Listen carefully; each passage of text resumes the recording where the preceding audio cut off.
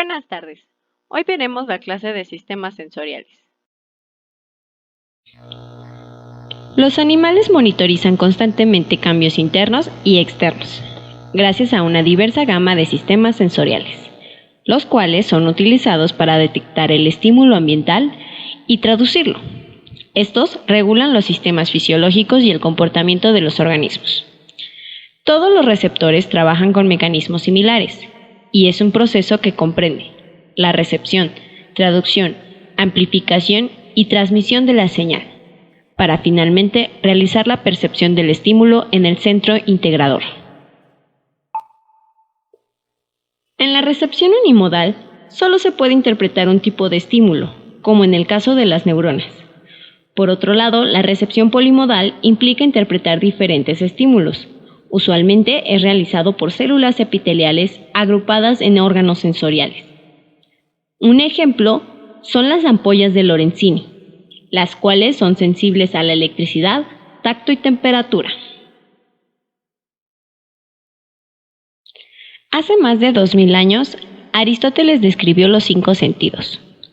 Sin embargo, solo tomó en cuenta los sentidos de los que es consciente el humano, dejando de fuera otros sentidos que incluso solo algunos animales tienen.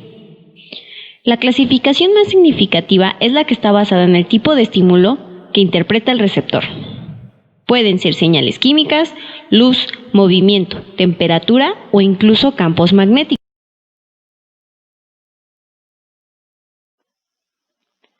Ahora iremos describiendo cada uno de estos tipos de recepción y cómo se comportan los diferentes organismos acuáticos. La mayoría de las células son sensibles a las señales químicas entrantes. Los quimiorreceptores establecen la base del olfato y el gusto. Sin embargo, en los vertebrados acuáticos es difícil establecer la diferencia entre ellos. Los quimiorreceptores están localizados en muchas zonas del cuerpo. Usualmente detectan señales de comida, depredadores, hembras potenciales y localización. Por ejemplo, los bagres tienen botones gustativos en los bigotes y en la punta de sus aletas. La mayoría de los invertebrados producen y detectan feromonas. Por ejemplo, en los crustáceos, los órganos olfativos primarios están localizados en las antenas, que están cubiertos de cientos de proyecciones a modo de pelo denominados sensilios. Por otro lado, en los gastrópodos marinos, los órganos quimiosensibles son los rinóforos, dos estructuras protuberantes en su cabeza. La babosa de mar tiene estos quimiorreceptores a los lados de su boca para localizar mucopolisacáridos de presas o parejas potenciales.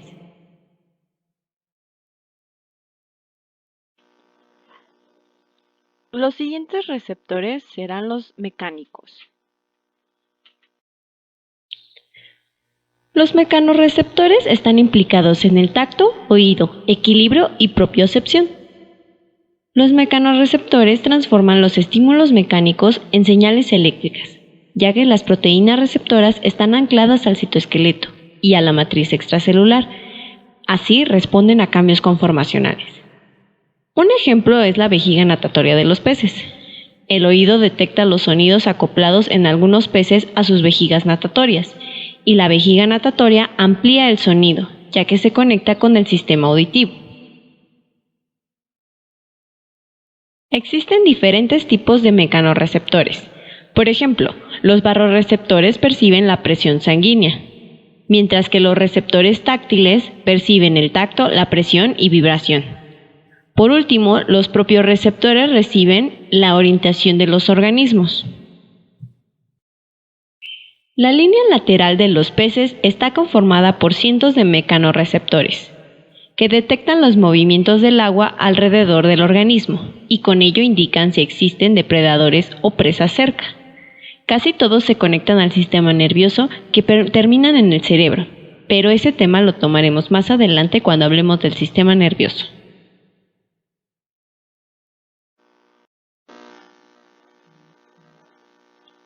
Continuaremos con la magnetorrecepción. La magnetorrecepción es la habilidad de detectar los campos magnéticos. El ejemplo más común son las tortugas. Todos saben que utilizan este sentido para siempre anidar en el mismo lugar, en la misma playa y en la misma estación del año. Se han conducido diferentes experimentos donde inducen campos magnéticos para ver cómo cambia la dirección de nado de las tortugas. Por otro lado, se ha visto que en los peces existen células que contienen magnetita. Esta magnetita se alinea a los campos magnéticos de la Tierra y es así como abre los canales iónicos de la célula e induce una respuesta en el pez. Existen datos de diferentes animales que poseen este tipo de recepción. En el caso del pez cebra y la medaca común, se han hecho estudios para ver cuáles son las células en el cerebro que son encargadas de este tipo de análisis. Hay datos que indican que algunos crustáceos, nemátodos, anfibios e incluso algunos mamíferos tienen estos tipos de receptores, pero como verán, es un campo de investigación bastante nuevo del cual no se tiene tanta información.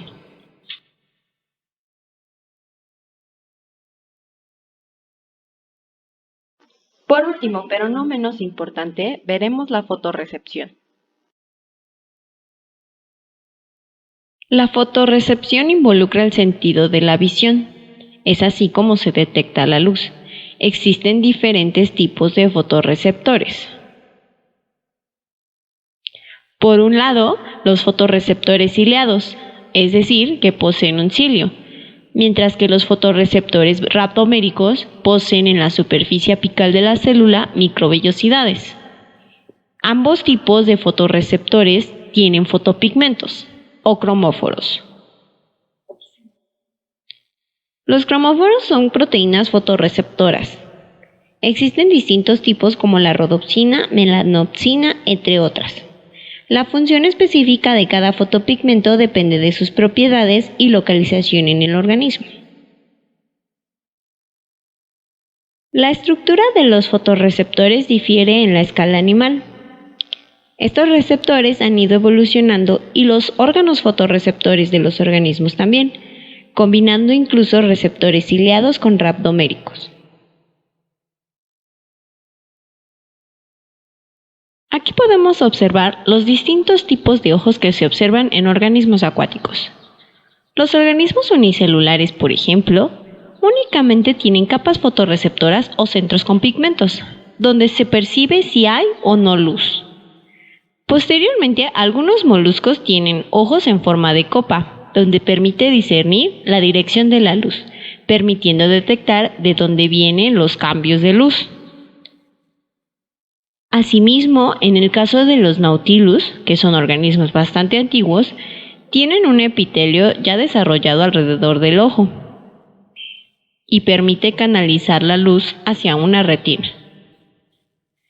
Por otro lado, los caracoles marinos desarrollaron el primer ojo con un lente primitivo, y esto les permite enfocar y ver cosas ya con una forma más definida.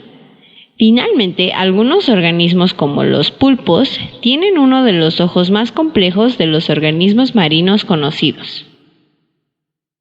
Estos comprenden una córnea, una retina y todo un órgano que se encarga de percibir la luz y conducir las señales a los nervios ópticos.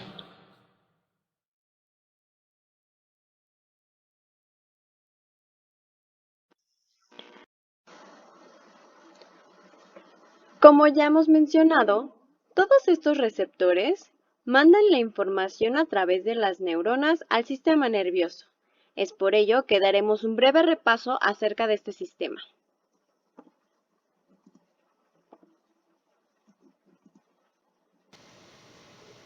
El sistema nervioso consta de neuronas aferentes y eferentes, cuyos axones conforman los nervios. Estos conducen el mensaje hacia los centros de integración, el cual recibe los diversos estímulos y está conformado por los cuerpos neuronales que conforman los ganglios. Los ganglios a su vez se agrupan para formar el encéfalo.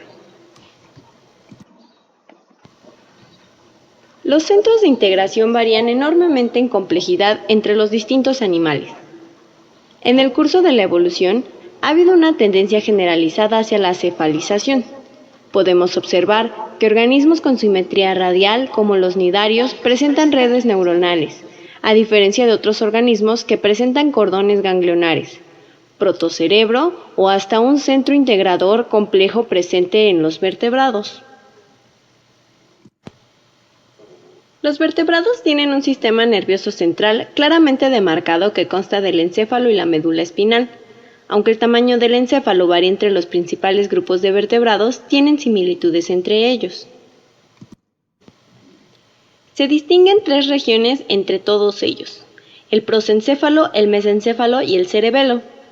El prosencéfalo procesa información, movimientos, emociones, memoria, olfato, regula la temperatura y los ciclos circadianos, entre otros.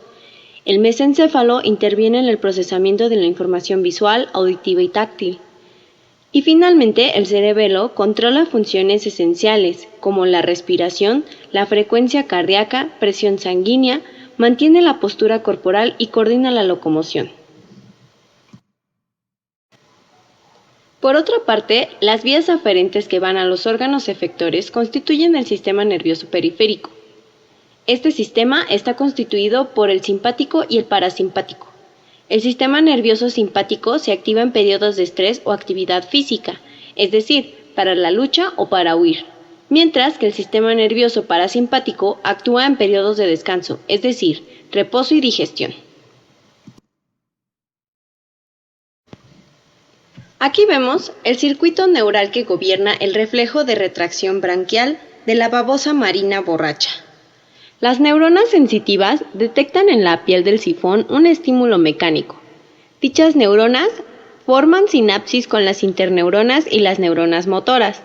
Las neuronas motoras envían una señal eferente que provoca la retracción branquial. La habituación del reflejo sucede a causa de los cambios funcionales en la sinapsis entre la neurona sensitiva y la motora, como resultado de estimulación repetida. Esto es todo por hoy. Les agradecemos su atención. Les recordamos que deben revisar el libro de Principios de Fisiología Animal de Moyes y Schurl. Gracias.